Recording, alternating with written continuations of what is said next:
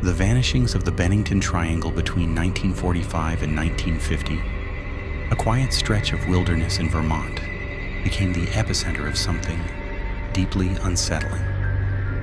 5 people vanished from the same forest, one after another, leaving behind no evidence, no witnesses, and no answers. The locals call it the Bennington Triangle. Deep in the heart of Vermont, Glastonbury Mountain rises through layers of fog and silence. Long before settlers came, native tribes avoided this mountain, calling it a place where the 4 winds meet. They believed the land itself was cursed, a realm where the earth swallowed people whole. Over time, strange things began to happen. Compasses spun wildly, animals went missing, and then people started to disappear. The first to vanish was Mitty Rivers, a seasoned hunter and local guide.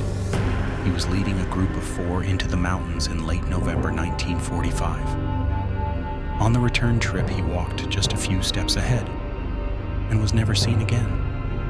More than 300 volunteers scoured the trails.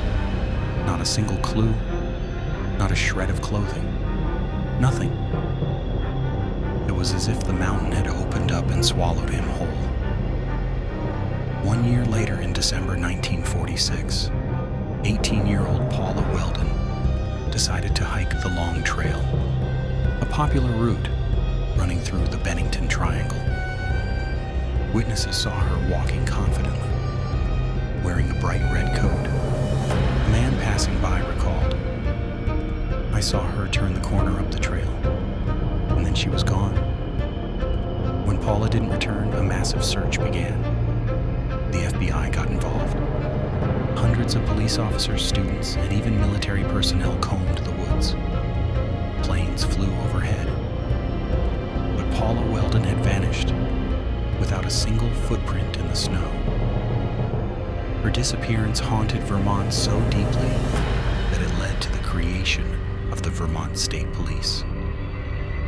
3 years later came the strangest case of all. James Tedford, a 68-year-old war veteran, was traveling by bus from St. Albans to Bennington.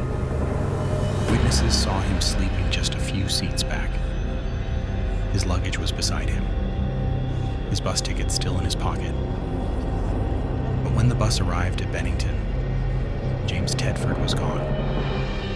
He had vanished between stops on a moving bus. Next was 8-year-old Paul Jepson.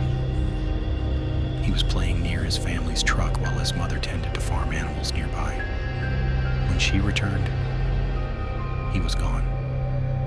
Bloodhounds picked up his scent, leading searchers directly to Glastonbury Mountain. And then the trail just stopped. Cold. His mother later said he was drawn to that mountain, always talking about it.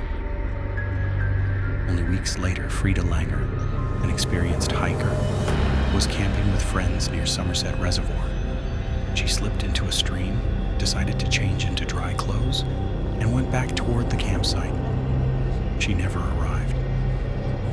Searchers combed every inch of the forest, the river, and the nearby hillsides.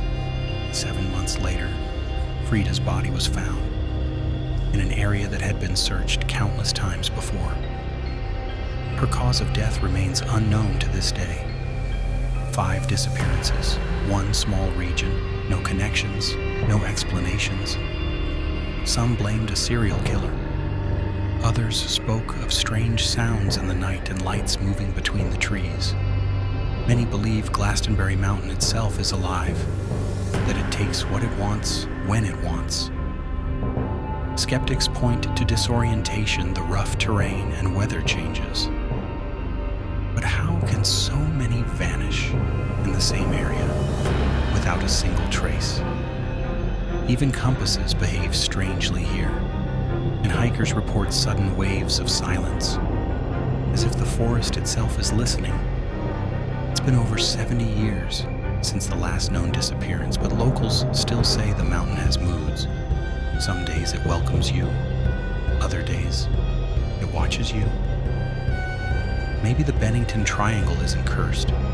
Maybe it's just misunderstood. Or maybe, somewhere deep in the trees, the forest is still waiting. This is the Hollow Hour, where the past never stays buried.